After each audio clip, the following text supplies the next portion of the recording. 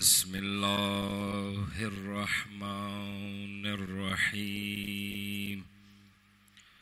الحمد لله الذي لا يفره المنع والجمود ولا يكديه الإعطاء والجود،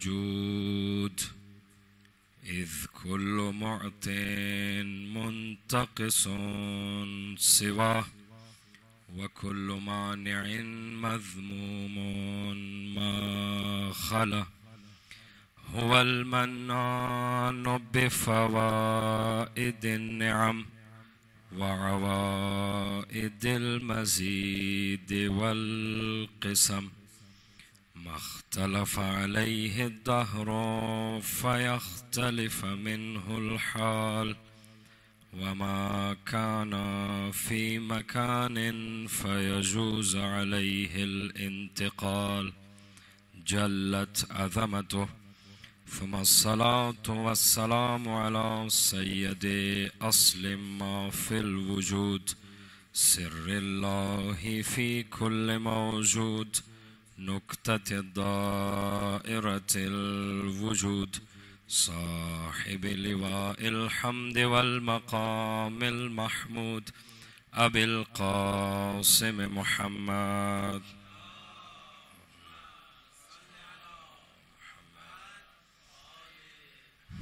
وعلى آله الطيبين الطاهرين المعصومين المظلومين الغر الميامين، ولعنة الدائمة على أعدائهم أجمعين.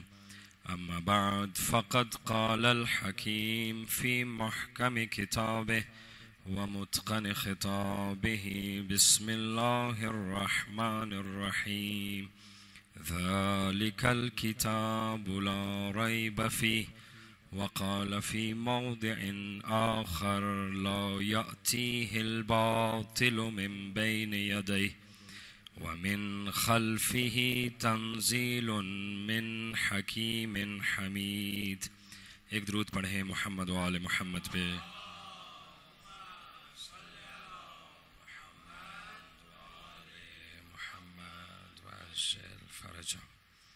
عزاداران سید الشہداء، مومنین کرام، ابتدائی مجلس ہمیشہ میری عادت ہے کہ پروردگار عالم کی بارگاہ میں دعا کرتے ہیں کہ پروردگار ہماری اس عبادت کو قبول فرما.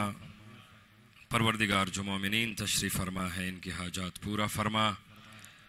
پروردگار مملکت خدا داد پاکستان کی حفاظت فرما. جو بھی قوتیں اندرونی بیرونی اس ملک کو کمزور کرنے میں ملوث ہے، پروردگار ان کو خوار و ذلیل فرما. پروردگار صاحب العصر و زمان کے ظہور میں تعجیل عنایت فرما. ایک دفعہ درود پڑھیں محمد و آل محمد پہ.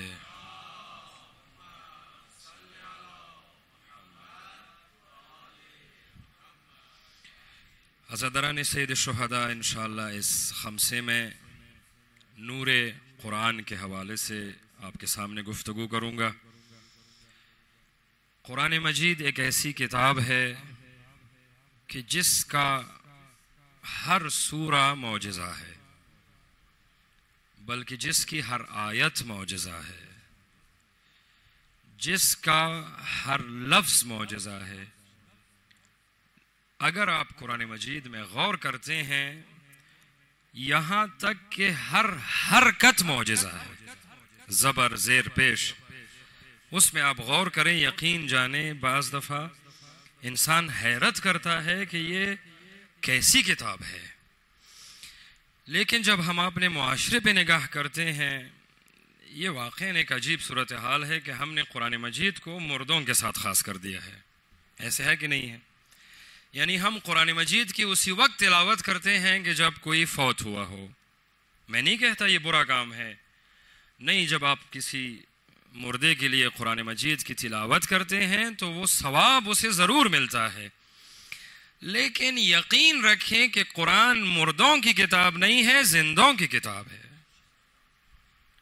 آپ قرآن مجید کے ساتھ زندگی میں دوستی کریں، قرآن مجید موت کے بعد آپ کے ساتھ دوستی کرے گا. میں ایک جگہ پر بیٹھا ہوا تھا, سورہ طٰہٰ کی تلاوت لگائی تھی. ایک دوست اندر آیا تو اس نے جب دیکھا کہ قرآن لگا ہوا ہے, اس نے مجھ سے پوچھا کہ کوئی فوت ہوا ہے. اب یہ سوال اپنے اندر بہت سارے سوال رکھتا ہے. یعنی ہمارے ذہنوں میں یہ چیز راسخ ہو گئی ہے کہ قرآن اسی وقت لگانا ہے کہ جب کوئی فوت ہوا ہو, جبکہ امیر المومنین ارشاد فرماتا ہے اللہم صلی علی محمد وآل محمد. جناب امیر فرماتے ہیں کہ استنصحو, صرف ایک لفظ جو میرے اس بات کے ساتھ تعلق رکھتا ہے. جناب امیر فرماتے ہیں استنصحو, قرآن سے نصیحت لو. یعنی جب کوئی مشکل پیش آئے تو قرآن کی بارگاہ میں جاؤ, قرآن سے پوچھو, قرآن سے نصیحت لو. میں آپ سے پوچھنا چاہتا ہوں کہ اگر ایک انسان قبرستان کی طرف جا رہا ہو, آپ اس سے پوچھے کہ آپ کیا کر رہے ہیں, وہ آپ کو جواب دے کہ میں مردوں کو نصیحت کرنے جا رہا ہوں, یہ بات معقول ہے؟ یہ بات معقول نہیں ہے. نصیحت مردوں کو نہیں ہوتی. جناب امیر جب فرماتے ہیں کہ قرآن سے نصیحت لو, یعنی جب تک زندہ ہو قرآن سے استفادہ کرو. جب تک زندہ ہو قرآن کو اپنا دستور حیات بناؤ. جناب امیر ہی اس قول میں ارشاد فرماتے ہیں, بہت توجہ چاہتا ہوں. وہ کہتے ہیں کہ اِنَّا هَذَا الْقُرْآنِ, یہ قرآن جو ہمارے پاس ہے, ناصح الذی لا یغش, کہا کہ یہ قرآن ایسی نصیحت کرنے والی کتاب ہے کہ جو دھوکہ نہیں دیتی. یعنی آپ زندگی میں کبھی کبھار کسی کے پاس جاتے ہیں, نصیحت طلب کرتے ہیں, آپ کو کوئی مشورہ چاہیے. ہو سکتا ہے مشورہ دینے والا مشورے میں غلطی کرے. اب یا تو وہ جان بوجھ کے غلطی کرے گا یا وہ اس کو پتہ نہیں ہوگا. یعنی وہ نہیں چاہتا کہ آپ کو غلط مشورہ دے, لیکن اس کی عقل نہیں پہنچی ہے کہ آپ کو صحیح مشورہ دے. بہرحال یہ احتمال موجود ہے کہ وہ آپ کو غلط مشورہ دے. ایسے ہے یا نہیں ہے؟ چونکہ انسان خطا کا پتلا ہے. لیکن جناب امیر فرماتے ہیں کہ اس کائنات میں واحد کتاب کی جو نصیحت کرنے میں غلطی نہیں کرتی وہ قرآن ہے. جب آپ پر کوئی مشکل آئے, جب آپ نے کوئی نصیحت لینی ہو تو آپ قرآن سے نصیحت لیں. اِنَّ هَذَا هُوَ النَّاصِحُ الَّذِي لَا يَغُشُ, قرآن کبھی دھوکہ نہیں کرتا. اس کے بعد ارشاد فرماتے ہیں وَالْهَادِي الَّذِي لَا يُضِلُّ, قرآن ایک ایسی ہدایت کرنے والی کتاب ہے کہ جو کبھی بھی کسی کو گمراہ نہیں کرتی. اللہ اکبر. اچھا, یہ کلام وہی کہہ سکتا ہے جس کو قرآن کی سمجھ آتی ہو, جس کو قرآن سمجھ میں آتا ہو. کہا نصیحت لینی ہو تو قرآن سے, ہدایت لینی ہو تو قرآن سے. ہمارے ہاں مصیبت یہ ہے, میں نے جہاں سے تقریر شروع کی, کہ ہم قرآن پڑھتے ہی اسی وقت ہے کہ جب کوئی فوت ہوا ہو, یا رمضان میں قرآن کھول لیتے ہیں. عزیزو, قرآن کو اپنے لیے دستور حیات بناؤ. 10 منٹ روزانہ, میں زیادہ نہیں کہتا, 10 منٹ روزانہ آپ قرآن کھولیے, ایک آیت کی تلاوت کیجئے, اس کے ترجمے پہ غور کریں. خصوصاً جو جوان مجھے سن رہے ہیں, بزرگوں سے تو ہم سیکھتے ہیں, اس آیت کی تلاوت کریں, اس آیت میں غور کریں, اس سے یہ سوال پوچھیں کہ آپ جو آج سے 1400 سال پہلے یہ کتاب نازل ہوئی ہے, اس کتاب میں میرے لیے کیا ہدایت ہے. یہ سوال مہم ہے. آج کا انسان اپنے آپ کو بڑا ترقی یافتہ سمجھتا ہے. 2023 میں جینے والا انسان یہ سمجھتا ہے کہ اس نے ستاروں پہ کمند ڈالا ہے, یہ سمجھتا ہے کہ وہ فضا کو تسخیر کر چکا ہے. وہ یہ حق رکھتا ہے کہ وہ قرآن کی کسی بھی آیت سے پوچھے کہ اس آیت میں میرے لیے کیا ہدایت ہے. آپ کی توجہ ہے؟ قرآن میں میرے لیے کیا ہدایت ہے. کتاب 1400 سال پہلے نازل ہوئی, پھر اس کتاب میں بعض قصے ایسے ہیں جو 10,000 سال پہلے واقع ہو چکے. حضرت نوح کا قصہ 10,000 سال پہلے واقع ہوا. اب ایک انسان جو آج کے دور میں جی رہا ہے, اس کو یہ سوال کرنے کا حق ہے کہ وہ پوچھے کہ 10,000 سال پہلے ایک قصہ جو قرآن میرے لیے ذکر کر رہا ہے, اس میں میرے لیے کیا ہدایت کی روشنی ہے. اور میں آپ کو یقین دلاتا ہوں, جب آپ قرآن سے سوال کریں گے, قرآن کی بارگاہ سے کوئی بھی خالی ہاتھ نہیں جاتا. چونکہ رسول کی حدیث ہے کہ قرآن علی کے ساتھ ہے، علی قرآن کے ساتھ ہے، تاریخ کہتی ہے کہ علی کی بارگاہ سے کوئی بھی خالی ہاتھ نہیں گیا، اسی طرح سے قرآن کی بارگاہ سے بھی کوئی خالی ہاتھ نہیں جاتا۔ عزیزو، قرآن کو اس نیت سے پڑھیں کہ یہ قرآن میرے لیے کیا ہدایت دیتا ہے۔ مصیبت یہ ہے کہ قرآن کو ایک دینی کتاب کے طور پر پیش کیا گیا ہے۔ کیا مطلب دینی؟ یعنی اس کو پڑھے گے تو آپ کو ثواب ملے گا، اس سے آگے پیچھے کچھ بھی نہیں۔ نہیں عزیزو، قرآن دستور حیات ہے، آپ کو عزت کے ساتھ جینے کا سلیقہ بتاتا ہے، آپ کو خدا کی بندگی کا طریقہ بتاتا ہے۔ واقعاً ایسا ہے۔ میں چند مثالیں دوں گا اور اس خمسے میں اسی موضوع پر گفتگو ہوگی انشاءاللہ۔ جوانوں سے بالخصوص التماس ہے کہ وہ شرکت کریں۔ آپ کو نظر آئے گا کہ آپ کو قرآن کی کیا ضرورت ہے اور کتنی ضرورت ہے۔ ایک مثال میں آپ کے سامنے پیش کرتا ہوں۔ حضرت مریم کے بارے میں ارشاد ہے، خوب توجہ کیجئے۔ یہاں سے ہم شروع ہوئے کہ قصہ مریم ہے۔ میں آج 2023 میں جی رہا ہوں، پاکستان میں، کوئٹہ میں، کسی بھی جگہ پر حضرت مریم کے قصے میں میرے لیے کیا ہدایت ہے، میں اس قصے کو شروع کر رہا ہوں بطور مثال۔ پروردگار ارشاد فرما رہا ہے فَأَجَاءَهَا الْمَخَاضُ، ایک لفظ قابل توجہ ہے۔ فَأَجَاءَهَا الْمَخَاضُ، ولادت کے وقت مریم کو ولادت کا درد درخت کے پاس لے آیا۔ قصے پہ خوب غور کریں۔ ولادت کا وقت ہے حضرت عیسیٰ کے، اور ولادت کے وقت عورت ایک درد محسوس کرتی ہے۔ ولادت کا ایک درد ہے، بہت سخت درد ہے، واقعاً یہ ایک امتحان ہے، اور اس لیے ماں کے لیے بڑا درجہ بھی رکھا گیا ہے۔ وہ درد جب حضرت مریم کو محسوس ہوا تو قرآن نے سورہ مریم میں آواز دی کہ وہ درد اسے ایک درخت کے پاس لے آیا۔ درخت کون سا درخت ہے؟ فَأَجَاءَهَا الْمَخَاضُ إِلَى جِذْعِ النَّخْلَةِ، لفظ جذع پہ غور کریں، خشک درخت۔ خشک درخت کے پاس حضرت مریم آئی، تنہا ہے، ولادت کا وقت ہے۔ ولادت کا وقت کتنا سخت ہے، عورت کو ضرورت ہوتی ہے کہ کوئی ساتھ ہو۔ درخت کے پاس حضرت مریم آئی، درخت خشک ہے۔ جب آئی تو کہا یا لیتنی مت قبل ھذا، کاش میں اس سے پہلے مر جاتی۔ یہ خواہش کیوں کہ میں اس سے پہلے مر جاتی؟ خود یہ ٹکڑا جو ہے، کاش میں اس سے پہلے مر جاتی۔ اس ٹکڑے کو ہماری خواتین کو چاہیے کہ وہ اس ٹکڑے کو اپنے گلے کا ہار بنائیں۔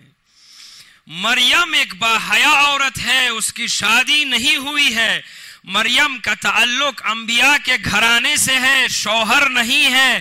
اسے یہ غم کھائے جا رہا ہے کہ لوگ کیا کہیں گے۔ مریم انبیاء کے گھرانے سے تعلق رکھتی ہے، بچہ پیدا ہو رہا ہے، مریم کہتی ہے یا لیتنی مت قبل ھذا، کاش میں اس سے پہلے مر جاتی۔ وکنت نسیا منسیا، کاش لوگ مجھے نہ جانتے۔ قرآن پیش کر رہا ہے اس حادثے کو، اس واقعے کو کہ حضرت عیسیٰ کی ولادت کیسے ہوئی۔ اب جب یہ شعور آیا حضرت مریم کو، یہ احساس غم ہوا کہ کاش میں اس سے پہلے مر جاتی، قرآن ارشاد فرماتا ہے وَنَادَاهَا مِن تَحْتِهَا، نیچے سے آواز آئی لا تحزنی، مریم پریشان نہیں ہونا۔ فوراً آواز سنی وَقَدْ جَعَلَكِ رَبُّكِ تَحْتَكِ سَرِيًّا، پروردگار نے تیرے قدموں میں ایک چشمہ جاری کر دیا ہے۔ یہ پہلا معجزہ، اطمینان کے لیے توجہ چاہتا ہوں۔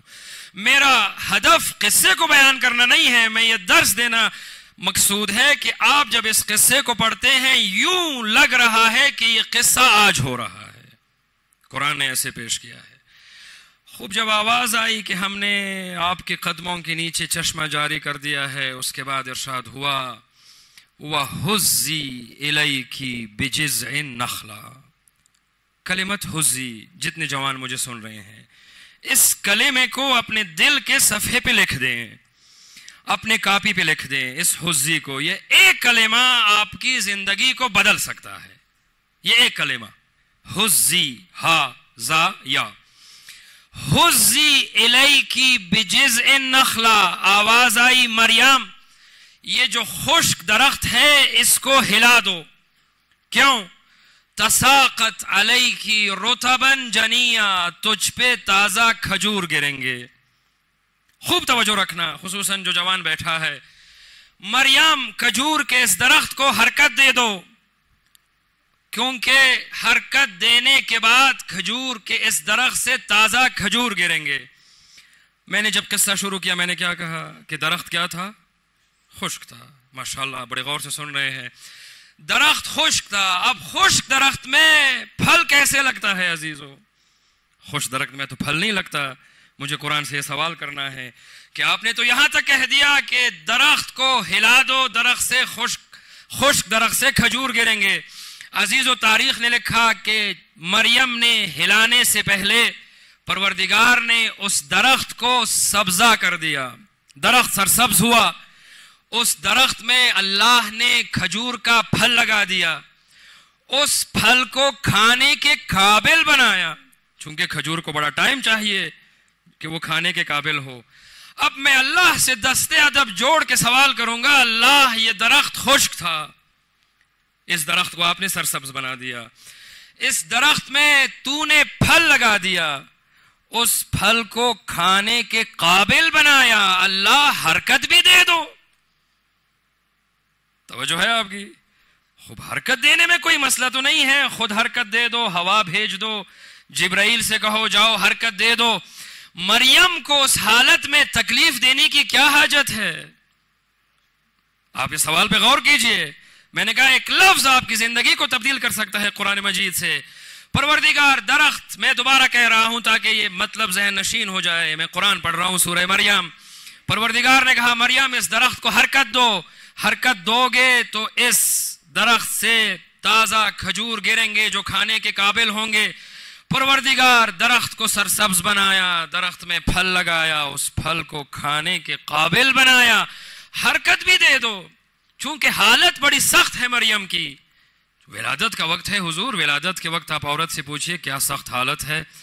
اس سخت حالت میں مریم کو تکلیف دینے کی کیا ضرورت ہے؟ اب میں نے آپ کو زحمت دی, پیغام محفوظ کیجئے, اپنے پلے باندھی اس پیغام کو.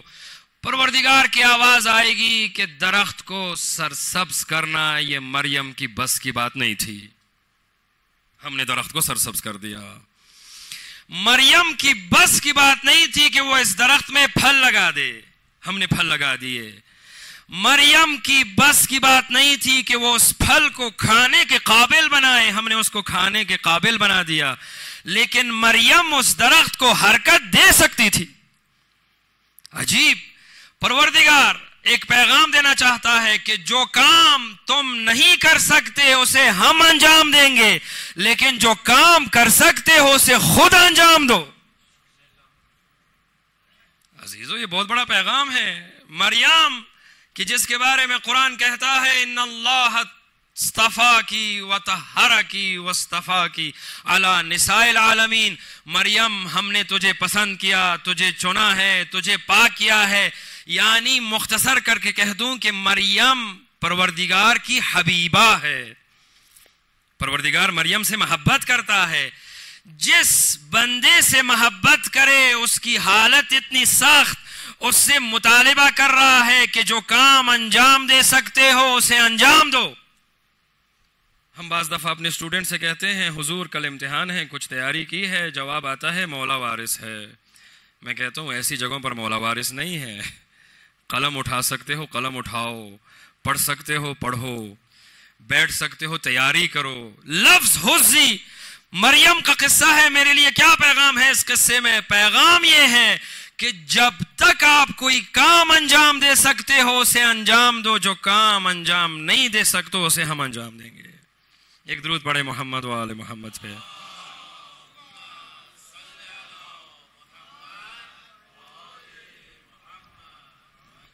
معاشرے کی بنیادوں کو بدل سکتا ہے صرف یہ ایک کلمہ حزی.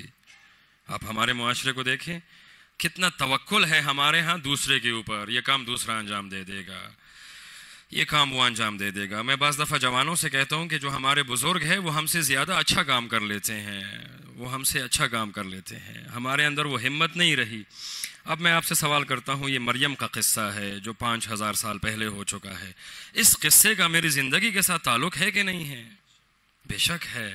یہ قصہ مجھے کہہ رہا ہے کہ ہم اپنے بندوں سے سختی کی وقت میں بھی کام کا مطالبہ کرتے ہیں. ابھی آپ کسی سے کہو کام کرو، بھئی حالات خراب ہے، بھئی حالات خراب ہے، اس میں کوئی شک نہیں ہے، لیکن اس کا یہ مطلب نہیں ہے کہ میں گھر میں بیٹھ جاؤں. اگر میں خطرناک جگہ پہ نہیں جا سکتا، کم از کم وہاں کام کروں جہاں کر سکتا ہوں. مجھے قرآن اجازت نہیں دیتا کہ میں اپنے گھر میں بیٹھ جاؤں. قرآن نے مریم سے کہا مریم اس سخت حالت میں حرکت دو. میں نے پہلی دفعہ جب یہ لفظ پڑھا، اس پہ غور کیا، میں حیران ہوا کہ پروردگار نے کیوں مطالبہ کیا مریم سے حزی. جواب قرآن ہے کہ مریم درخت کو حرکت دے سکتی تھی، اس لیے مطالبہ ہوا. عزیز و قرآن دستور حیات ہے. قرآن زندگی صحیح انداز سے عزت کے ساتھ زندگی گزارنے کا طریقہ سکھلاتا ہے. یہ آپ کے سامنے میں صرف ایک مثال دی. کل سے انشاءاللہ میں حضرت موسیٰ کا قصہ شروع کروں گا کہ اس میں ہمارے لیے کیا نشانیاں ہیں، خدا نے کس طرح سے حضرت موسیٰ کے قصے کو بیان کیا ہے. ایک مثال آپ کے سامنے ہوئی تاکہ آپ کو اندازہ ہو کہ گفتگو کس نوعیت کی ہے. اور مجھے شدید خواہش ہے کہ ہمارے جوان اس گفتگو کو نوٹ کرے. ایک درود پڑھے محمد و آل محمد پہ.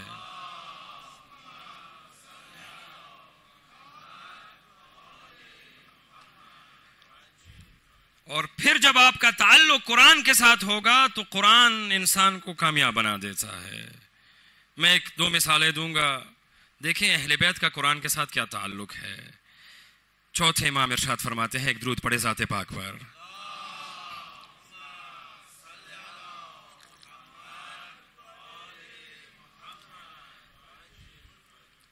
آپ کا ارشاد ہے کہ من لو ماتا من فی المشرق والمغرب.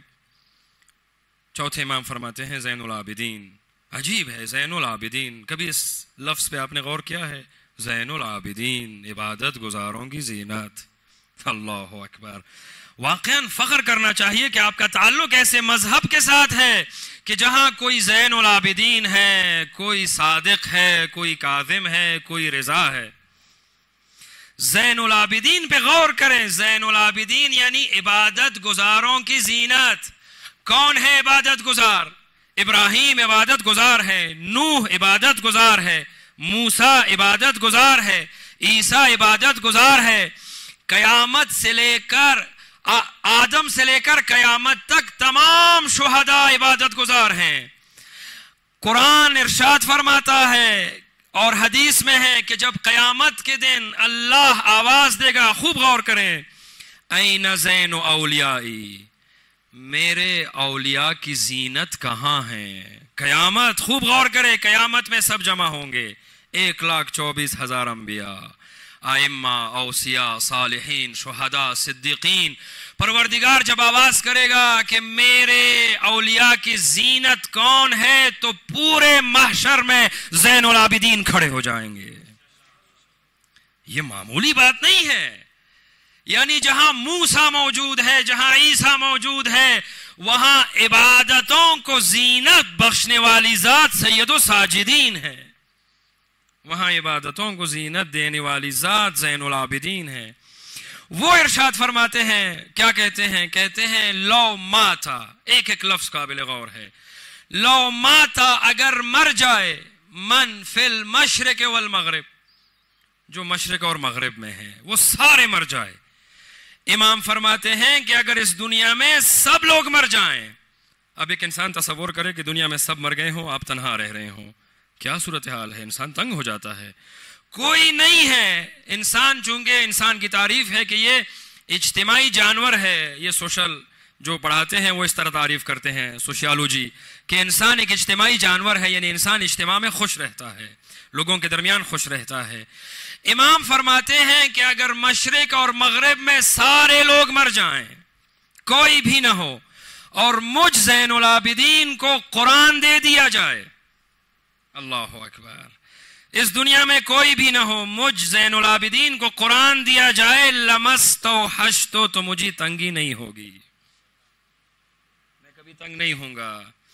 کبھی قرآن کے ساتھ ہمارا ایسا تعلق بنا ہے؟ واقعاً یہ المیہ ہے، یہ سوالیہ نشان ہے. یعنی قرآن میرے پاس ہو، مشرق اور مغرب میں کوئی بھی نہ ہو، تو میں کبھی بھی تنگی محسوس نہیں کروں گا، چونکہ قرآن میں اولین و آخرین کا علم موجود ہے. اور پھر آپ غور کریں عزیزو کہ جب آپ قرآن پڑھتے ہیں تو آپ کیا پڑھتے ہیں؟ کلام اللہ، اللہ کے کلام کو پڑھتے ہیں. یعنی جو کلمات اللہ کے مبارک زبان سے نکلے ہیں، اللہ کی زبان نہیں ہے لیکن اردو کے دامن میں گنجائش نہیں ہے کہ ہم کہہ سکیں، یعنی وہ کلمات جو اللہ کی طرف سے آئے ہیں، میری خوش قسمتی کہ میں ان کی تلاوت کر رہا ہوں، میں اس میں غور کر رہا ہوں. معصوم فرماتے ہیں کہ اگر کبھی دل ہو کہ اللہ سے ہم کلام ہو تو نماز پڑھو. کبھی دل ہو کہ اللہ سے ہم کلام ہو تو نماز پڑھو. یہ واجب نماز کی بات نہیں ہو رہی، وہ تو آپ نے پڑھنی ہی پڑھنی ہے. یہ اس نماز کی بات ہو رہی ہے، آپ کا دل کر رہا ہے کہ آپ اللہ سے کلام کرو، کہا نماز پڑھو. کہا اگر کبھی دل کرے کہ اللہ آپ سے کلام کرے تو قرآن پڑھو. آپ کا دل ہے کہ آپ اللہ سے کلام کریں تو نماز پڑھو، اور اگر آپ کا دل ہے کہ اللہ آپ سے کلام کریں تو آپ قرآن پڑھو. حضرت موسیٰ کے بارے میں ایک روایت ہے بڑی عجیب. کہا جب کوہ طور سے واپس آئے، لوگوں سے بات چیت شروع کی، لوگوں کی باتیں سنی تو حضرت موسیٰ کو وہ باتیں عجیب لگی، آواز لوگوں کی عجیب لگی. کسی نے پوچھا موسیٰ آپ کچھ تنگی محسوس فرما رہے ہیں؟ کہا لوگوں کی آوازیں اچھی نہیں لگ رہی. کہا وجہ کیا ہے؟ کہا چونکہ ابھی میں خدا کا کلام سن کے آیا ہوں، خدا کے کلام میں لذت اتنی ہے کہ مجھے لوگوں کے کلام ابھی اچھے نہیں لگتے. عزیزو، ہم نے کبھی یہ لذت محسوس کی ہے چونکہ ہم نے قرآن سے تعلق نہیں بنایا. میں نے آپ سے کہا ہمیشہ روز 1 گھنٹہ نہیں، 2 گھنٹے نہیں، 3 گھنٹے نہیں، 10 منٹ آپ قرآن پڑھیں، قرآن کا ترجمہ پڑھیں، اس میں غور کریں. اس میں عمر کی قید نہیں ہے، آپ کی کوئی بھی عمر ہو، کہ اس میں میرے لیے کیا پیغام ہے. عزیزو، موبائل میں، چونکہ آج کل موبائل کا زمانہ ہے، موبائل میں ایک پروگرام ہے، پتہ نہیں وہ کیسے ایکٹیویٹ ہوا میرے پاس، لیکن بڑا مفید وہ پروگرام ہے. وہ 1 ہفتے کے بعد آپ کو بتاتا ہے کہ آپ نے روزانہ کتنے گھنٹے موبائل استعمال کیا. وہ آپ کو 1 ہفتے کے بعد بتاتا ہے. پہلے ہفتے جب وہ پروگرام ایکٹیویٹ ہوا تو میرے پاس جواب کیا تھا کہ آپ نے اس ہفتے روزانہ 4 گھنٹے موبائل استعمال کیا ہے. خوب 4 گھنٹے بہت زیادہ ہے. قرآن کے لیے ہمارے پاس کتنا وقت ہے؟ 4 گھنٹوں کو آپ 7 سے ضرب دو تو یہ بہت زیادہ تعداد ہو جاتی ہے. پھر آپ اس کو مہینوں میں ضرب دو. یعنی موبائل کی جس میں ہماری زندگی کی کامیابی کے لیے کوئی ضمانت نہیں ہے، وہ ہم سے کتنا وقت چوری کرتا ہے. میں نہیں کہتا ہوں موبائل استعمال نہ کریں، لیکن آپ اس میں سے اگر صرف 25 منٹ، یہ جو موبائل کا وقت ہے، اس میں 25 منٹ قرآن کو دے، قرآن میں غور کرے عزیزو، قرآن آپ کی زندگی کو بدل دے گا. 4 گھنٹے بڑا وقت ہے. اچھا، بعض لوگ ایسے ہیں کہ جن کا وقت 10 گھنٹے ہوتا ہے روزانہ، 10 گھنٹے وہ موبائل استعمال کرتے ہیں، اس میں ہوتا کچھ بھی نہیں ہے. اس کی جگہ پر 1 گھنٹہ اگر آپ قرآن کی تلاوت کریں اس 10 گھنٹوں کے مقابلے میں، ترجمہ پڑھیں، تفسیر پڑھیں، یہ جو میں نے ابھی آپ کے سامنے سوال کیا اس کا جواب دیا، آپ کی زندگی بدل جائے گی. عزیزو، قرآن ایک دینی کتاب نہیں ہے فقط، قرآن انسان کو بتاتا ہے کہ آپ نے زندگی کیسے گزارنی ہے. ایک اور مثال، آپ درود پڑھیں محمد و آل محمد پہ.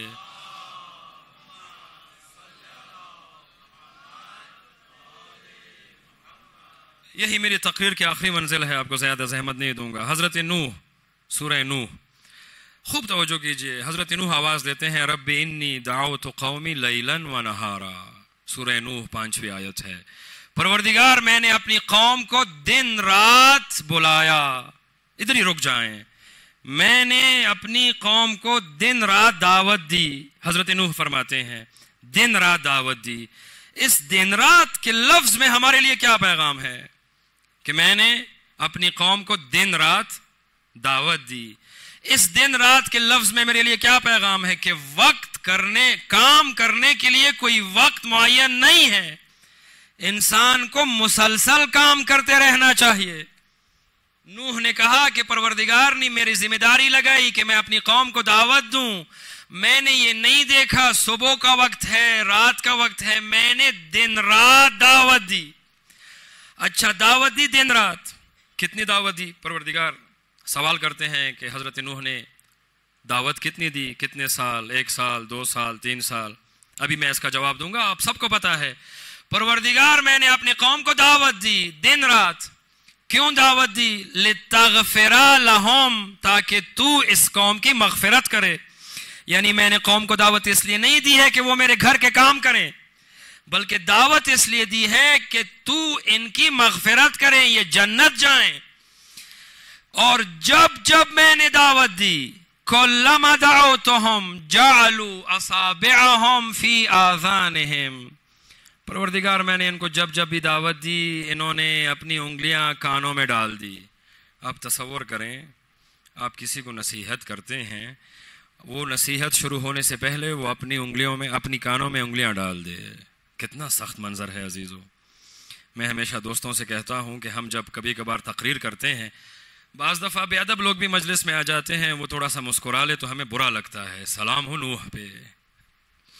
نوح دعوت دے رہے ہیں مسلسل، قوم کی کیا حالت ہے کہ جب جب میں نے ان کو دعوت دی انہوں نے اپنی انگلیاں کانوں میں ڈالی، صرف انگلیاں کانوں میں نہیں ڈالی، وَاسْتَغْشَوْا ثِيَابَهُمْ، اور چہرے پہ چادر ڈال دیے۔ آپ تصور کریں آپ کسی کے ساتھ بات کر رہے ہوں، وہ اپنی انگلیوں میں اپنی کانوں میں انگلیاں ڈال دے اور اپنے چہرے پہ چادر ڈال دے، کیا مطلب ہے؟ یعنی نہ میں سننا چاہتا ہوں نہ دیکھنا چاہتا ہوں۔ یہ کتنا سخت منظر ہے، انسان پہلی دفعہ میں تنگ ہو جاتا ہے۔ سلام ہو نوح پہ، پروردگار میں نے ان کو دعوت دی، ان کی حالت یہ تھی کہ انہوں نے اپنی انگلیاں کانوں میں ڈالی، اپنے چہرے پہ چادر ڈال دیے، 1 دن نہیں، 2 دن نہیں، 3 دن نہیں، 4 دن نہیں، 1 سال نہیں۔ خدا فرماتا ہے فَلَبِثَ فِي قَوْمِهِ أَلْفَ سَنَةٍ إِلَّا 50 عاما، کہا نوح اپنی قوم میں 950 سال رہے۔ کتنا؟ 950 سال۔ 950 سال مسلسل وہ اپنی قوم کو دعوت دیتے رہے، اور 950 سال اس کی قوم یہی حرکت کرتی رہی۔ نوح کا دل بڑا ہے کہ نہیں ہے؟ نوح کے اندر صبر ہے کہ نہیں ہے؟ نوح کے اندر برداشت ہے کہ نہیں ہے؟ اچھا آپ 1000 سال محنت کریں، محنت بھی نوح کی طرح، خوب غور کیجئے گا عزیزو، 1000 سال آپ محنت کریں 50 سال نکال کے، 950 سال، 1000 سال محنت کرنے کے بعد اس نے خدا سے نہیں کہا خدا میں تھک گیا ہوں، خدا کی طرف سے آواز آئی یا نوح لن یؤمن من قومک الا من قد آمن، موسیٰ جو لوگ ایمان لا چکے ہیں اس کے علاوہ کوئی ایمان نہیں لائے گا، بس کر دو۔ یعنی بس کرنے کا حکم کہاں سے آیا؟ خدا سے۔ نوح نے نہیں کہا میں تھک گیا ہوں۔ عجیب ہمت ہے اس بندے کی، 1000 سال مسلسل تبلیغ سننے والے اتنے بے ادب بدتمیز۔ ہم تو بڑے خوش قسمت ہیں جب مجلس پڑھتے ہیں لوگ بہت غور سے سنتے ہیں۔ آپ تصور کریں 1000 سال یہ حالت اور وہ رکتے نہیں ہیں۔ خدا نے کہا نوح رک جاؤ بس۔ اچھا ذہن میں سوال آتا ہے کہ اتنی بڑی محنت، نتیجہ بھی بہت بڑا ہوگا۔ یہ بھی ہماری زندگی کا ایک عجیب موڑ ہے۔ جب آپ کسی سے کہتے ہیں کہ کوئی کام کرو، وہ کہتے ہیں اس کا نتیجہ نہیں ہے، یہ نہیں ہے ہمارے معاشرے میں، فلاں کام کرو کہے اس کا کوئی نتیجہ نہیں ہے۔ عزیزو یہ بہت غلط فکر ہے۔ آپ کو جب پتہ چل جائے کہ آپ کی ذمہ داری ہے کوئی کام انجام دینا، آپ اس کام کو انجام دیں، آپ نتیجے پہ غور نہ کریں۔ امام خمینی کہتا ہے کہ ہمیں حکم ہے کہ ہم اپنا کام انجام دیں، ہمیں نتیجے کی پرواہ نہیں ہے۔ بہت سے کام صرف اس لیے رہ جاتے ہیں کہ ہم نتیجے کے بارے میں فکر کرتے ہیں۔ عزیزو جب آپ کو پتہ چل جائے کہ یہ کام میری ذمہ داری ہے، اس کام کو کرنا میری ڈیوٹی ہے، تو آپ کو نتیجے پہ غور نہیں کرنا۔ نوح نے 1000 سال تبلیغ کی 50 سال نکال کے، اور لوگوں کی حالت یہ ہے۔ اب نتیجہ کیا ہے؟ قرآن مجید سورہ ہود میں ارشاد ہے وَمَا آمَنَ مَعَهُ إِلَّا قَلِيلٌ، 1000 سال کی تبلیغ کے بعد کچھ لوگ ایمان لائے، کچھ لوگ، بہت تھوڑے۔ اللہ اکبر۔ میں آپ سے سوال کرتا ہوں نوح اپنے مشن میں کامیاب ہوئے یا ناکام؟ میں پوری ذمہ داری سے کہتا ہوں نوح اپنے مشن میں کامیاب ہوئے، چونکہ نوح کی ذمہ داری تھی تبلیغ کرنا، وہ انہوں نے اچھے طریقے سے کی، دن رات کی، صبر کے ساتھ کی۔ نوح کی ذمہ داری نہیں ہے کوئی ایمان لائے نہ لائے، اسی کو مربوط کرتا ہوں آپ کے ذہنوں کی شادابی کے لیے. رسول خدا کی ذمہ داری تھی کہ وہ غدیر کے دن علی کا ہاتھ اٹھائے. اس کی ذمہ داری یہ نہیں ہے کہ کوئی علی کو مانے یا نہ مانے. یہ تو خوش قسمتی ہے, کوئی مانتا ہے کوئی نہیں مانتا, یہ نصیب کی بات ہے. ہاں, رسول کی ذمہ داری تھی کہ وہ ہاتھ اٹھائے, اعلان کرے کہ میرے بعد یہ ولی ہے. نوح کی ذمہ داری لوگوں کی ایمان کے بارے میں نہیں تھی. نوح آپ تبلیغ کرو, دن رات کرو. نوح نے وہ کام انجام دیا. افسوس کے ساتھ میں بعض دفعہ دیکھتا ہوں ہمارے جوان ہیں وہ مغربی مفکرین سے متاثر ہے. کانٹ, ہیگل, نیٹشے, یہ نام, گوئٹے, بڑے بڑے نام ہیں, یہ ان سے متاثر ہے. حضور, ان سے تاثر کی ضرورت ہی نہیں ہے. آپ کے سامنے نوح جیسی شخصیت موجود ہے. زندگی کا سلیقہ سیکھنا ہے, نوح سے سیکھو کہ جب کسی کام کو انجام دیتے تھے مسلسل انجام دیتے تھے, کبھی کام کو انجام دینے میں تھکے نہیں, کبھی صبر کا دامن ہاتھ سے نہیں چھوڑا. مجھے انگریزوں سے کیا سیکھنا ہے, میرے سامنے نوح کی حقیقت موجود ہے. لیکن بدقسمتی یہ ہے کہ کبھی انبیاء کے بارے میں گفتگو ہوتی نہیں ہے کہ اس نبی سے میں کیا سیکھ سکتا ہوں. اور پھر اگر آپ سے پوچھا جائے, یہ میری تقریر کے آخری منزل میں مصائب کی طرف آ رہا ہوں, کہ جب ہم زیارت پڑھتے ہیں السلام علیکہ یا وارث آدم صفوت اللہ, تو وہ کون سی وراثت ہے جو کربلا میں حضرت امام حسین کے پاس موجود ہے؟ آدم کی وہ کون سی وراثت ہے؟ نوح کی وہ کون سی وراثت ہے؟ موسیٰ کی کون سی وراثت ہے؟ یعنی امام حسین جب کربلا میں داخل ہوئے تو تمام انبیاء کی وراثت کو لے کر داخل ہوئے. خوب ہم سے سوال ہو سکتا ہے وہ وراثت کیا ہے؟ نوح کی وہ کون سی وراثت تھی جو حضرت امام حسین کربلا لے آئے؟ آخری جملہ میری تقریر کا محفوظ کیجئے. عزیزو, انبیاء کا سلسلہ پروردگار نے انسانی تمام کمالات انبیاء کو عطا کیے.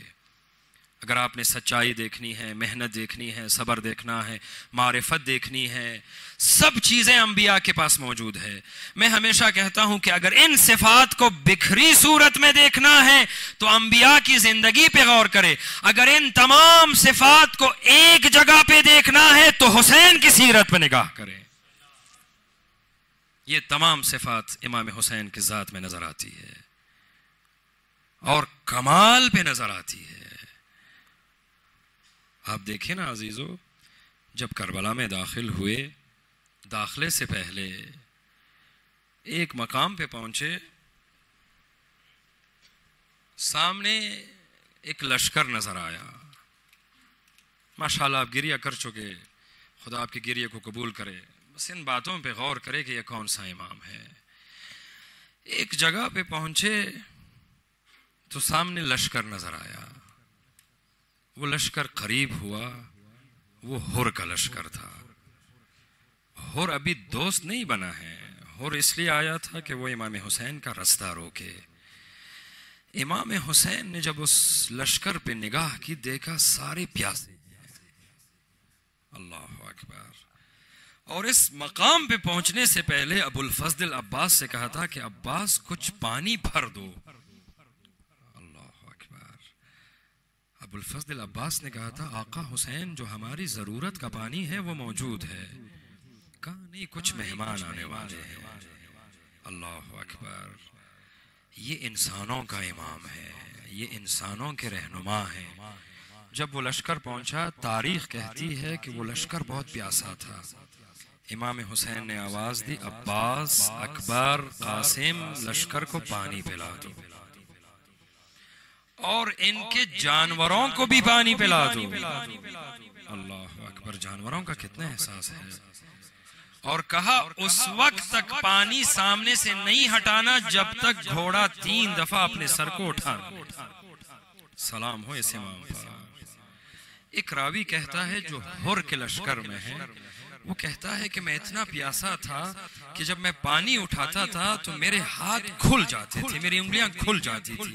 کہا امام حسین نے مجھے دور سے دیکھا تو ایک دفعہ عباس کو آواز دی, عباس میرے قریب آؤ, اس کو میں اب خود اپنے ہاتھوں سے پانی پلاؤں. اللہ اکبر. اللہ اکبر. کوفے کے اس لشکر کو پانی پلا دیا. عزیزو, لیکن پھر یہیں زہرا کے دل بند کربلا میں پیاسے رہے۔ سلام ہو امام حسین کی پیاس پر۔ عزیزو، جب بھی کبھی پیاس کا تذکرہ ہوتا ہے تو ایک نام ہمیشہ ذہن میں آتا ہے، سکینہ۔ لیکن ایک ہستی ایسی ہے، میں یہ ذمہ داری کے ساتھ کہہ رہا ہوں، کہ جو سکینہ سے بھی زیادہ پیاسی ہے۔ سکینہ کی پیاس ایسی ہے کہ بار بار آواز دے رہی ہے، العطش العطش، ہائے پیاس۔ لیکن ارباب مقاتل نے لکھا کہ جب عاشور کا دن آیا، لاشوں پہ لاشیں آنے لگے تو سکینہ چپ ہو گئی۔ سکینہ نے پانی مانگنا بند کر دیا۔ میں کہتا ہوں اب پانی مانگے تو کیسے مانگے؟ اون و محمد کے لاشیں آئے ہیں، اکبر کا لاشا آیا ہے، بچی چپ ہو گئی۔ ایک دو تھوڑی دیر گزری کہ آواز کانوں میں آئی، سکینہ سکینہ سکینہ۔ سکینہ نے جب آواز پہ غور کیا تو یہ چچا عباس کی آواز تھی۔ اجرکم اللہ اجرکم اللہ یا حسین۔ عباس کی آواز سنی، بچی نے مڑ کے دیکھا چچا عباس خیمے میں آئے ہیں۔ چچا آپ میرے خیمے میں؟ کہا سکینہ پیاس لگی ہے۔ کہا چچا بہت پیاسی ہوں۔ کہا سکینہ ابھی آپ کو پانی پلاتا ہوں۔ خشک مشکیزہ اٹھایا، میں نے صرف ایک منزل طے کرنی ہے، اس ہستی کے پیاس کو بیان کرنا ہے۔ مشکیزہ اٹھایا، سکینہ کو گود میں لیا۔ اب جب خیمگاہ سے باہر آئے، امام حسین نے دور سے منظر دیکھا، کہا سکینہ جانتی ہو کیا کر رہی ہو؟ کہا ابھی تو عباس کو بھیج رہی ہو، ساری عمر تماچے کھاؤ گے۔ اجرکم اللہ اجرکم اللہ۔ بس عزیزو، سکینہ بہت پیاسی ہے، چچا کا انتظار کیا، چچا واپس نہیں آئے۔ بابا سے کہا بابا مجھے پانی نہیں چاہیے، مجھے چچا عباس سے ملا دیجئے۔ اجرکم اللہ اجرکم اللہ۔ ایک ہستی ہے جو سکینہ سے زیادہ پیاسی ہے۔ امام حسین جب آخری وقت میں نکلے ہیں تو سکینہ نے سموں سے لپیٹ لیا۔ اب امام حسین جب گھوڑے سے اترے ہیں، کہا سکینہ مجھے نہ روکو، میں نے اپنا وعدہ نبھانا ہے، اگر مجھے پانی ملتا ہے میں آپ کے لیے پانی لاتا ہوں۔ اب جب سکینہ نے سنا، کہا بابا چچا بھی یہ کہہ کے گئے تھے۔ اللہ اکبر۔ امام حسین گئے۔ عزیزو، امام حسین وہ ہستی ہے کہ جس کو کربلا میں سب سے زیادہ پیاس لگی ہے، لیکن امام حسین نے اپنے پیاس کا اظہار کبھی نہیں کیا۔ ایک راوی کہتا ہے کہ جب گھوڑے پہ زخمی ہوئے، میں قریب ہوا تو امام حسین آہستہ آہستہ کہہ رہے تھے، ہائے پیاس ہائے پیاس ہائے پیاس، میرا گلا اتنا خشک ہے۔ اللہ اکبر۔ زہرا کا دل بند کربلا میں پیاسا، اتنا پیاسا ہے عزیزو کہ جب صاحب العصر و زمان ظہور فرمائیں گے، سب سے پہلا جملہ، اے دنیا والو، کربلا میں میرے جد حسین کو لوگوں نے پیاسا شہید کیا۔ اجرکم اللہ اجرکم اللہ۔ آخری منزل عزیزو، جب امام حسین کی سواری واپس آئی، اس ہستی کی پیاس کا اندازہ لگائیں۔ اب ساری بیبیاں خیمگاہ سے باہر آئی، کسی نے آواز دی ہائے حسین، کسی نے آواز دی ہائے میرے والی، کسی نے کیا پکارا۔ سکینہ سواری کے قریب ہوئی، سواری سے یہ نہیں پوچھا کہ میرے بابا زندہ ہے یا شہید ہوئے، سکینہ جانتی ہے بابا شہید ہوئے ہیں، چونکہ زین ایک طرف کو جھکی ہوئی ہے۔ سکینہ نے کہا میرے بابا کی سواری یہ بتا، اسقیا والدی ام قتل عطشانا، کہا میرے بابا پیاسے شہید ہوئے یا کسی نے پانی پلایا۔ اللہ اکبر اللہ اکبر۔ 11 محرم سکینہ اپنے بابا کے لاشے سے لپٹی ہوئی ہے، کٹے ہوئے گلے سے آواز آئی، سکینہ میرے شیعوں کو پیغام دینا، ما شربتم ماء عذب فاندبونی، میرے شیعوں جب بھی ٹھنڈا پانی پینا تو حسین کے پیاس کو یاد رکھنا۔ اللہ اکبر۔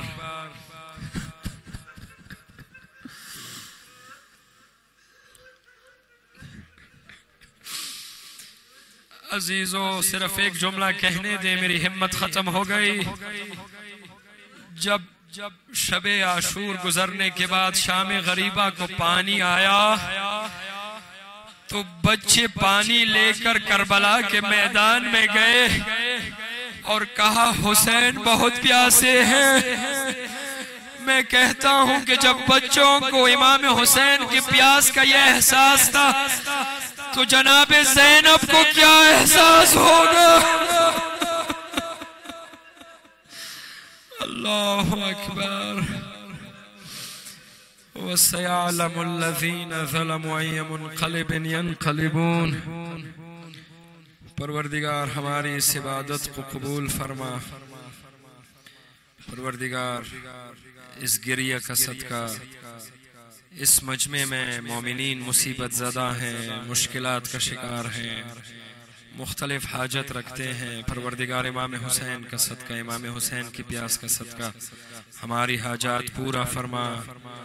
ایک دعا جو میں اپنی ہر مجلس میں کرتا ہوں، پروردگار کچھ حاجات ایسی ہے جن کا تذکرہ زبانوں پہ نہیں ہو سکتا، علی اصغر کی مظلومیت کا واسطہ، باب الحوائج کا واسطہ ہماری ان حاجات کو پورا فرما۔ بانیان مجلس کے توفیقات خیر میں اضافہ فرما۔ میرے مجمع میں شہداء کی فیملیاں ہیں، پروردگار ان شہداء کی درجات کو بلند فرما۔ پروردگار ان شہداء کی برکتوں کو ہمارے معاشرے پہ نازل فرما۔ پروردگار صاحب العصر و زمان کے ظہور میں تعجیل عنایت فرما۔ پروردگار ہمیں امام کے آوان و انصار میں شمار فرما۔ ماتم حسین۔